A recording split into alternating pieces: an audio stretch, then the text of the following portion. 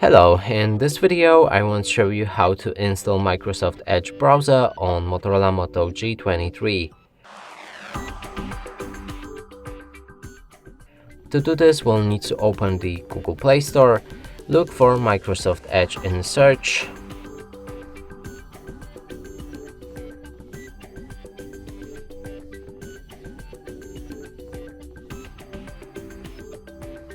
select this one and download it. When it's finished, click on the open. Here we can sign in to turn on synchronization. There's also option to skip it, which is the thing that I'm gonna do. There's a setup for a data sharing preference, which you can accept or not. I'm gonna disagree and proceed. Lastly, set Microsoft Edge as a default browser. And from here, the browser should be ready. And that's it for this video. Hope you like it. Please consider subscribing to our channel, leave a like and a comment below.